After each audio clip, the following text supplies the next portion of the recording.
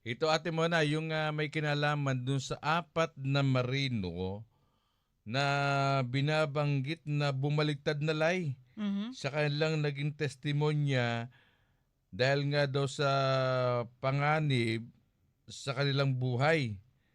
Kaya yung apat na marine na bodyguard ito lay Mhm. ni dating Akol Bicol. ako Bicol Congressman Saldico Mhm. ay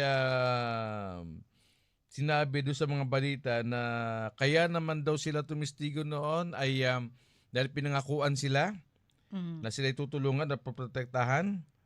Pero silang ngayon ay nagbigay ng kanilang testimonya na doon sa para bang bumabaliktad na sila sa pagdawit kay dating Speaker Martin Romualdez at kay Pangulong Bongbong Marcos. Ayun na nga. So, ilan yun? Apat. Apat 18 yun. yung marine na yun, di ba? 18, Kung oo. ating pag-aaralan ng pangyayari, ngayon ang pinaka pagbabago, Mhm. dun sa 18, magiging 14 na yun. Ganun ba ang mangyayari? Kasi Mhm. ang issue po doon, mga kaibigan, 18 individual na Ah. iniharap sa publiko yun eh. Mhm. Kung matatandaan ninyo na nagpakilalang mga dating miyembro ng Philippine Marine PMC, no? Mhm. Sila'y umano'y naglingkod na Naging mga bodyguard ni security, Saldico. bagmen, at Tagadala ng nag-ako sa kaugnay maleta. ng bilyong-bilyong pisong usapin ng Mm. korupsyon Mm. at kickbacks mula sa mga proyekto ng gobyerno. Yan, Mm. sila yan eh. Hindi natin alam kung sino dyan Sino sa kaya apat na sa yan. apat na yan? Oo. Oo.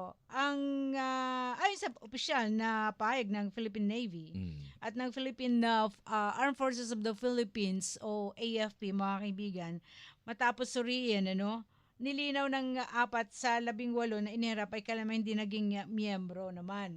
So, sa ngayon, ang pinaka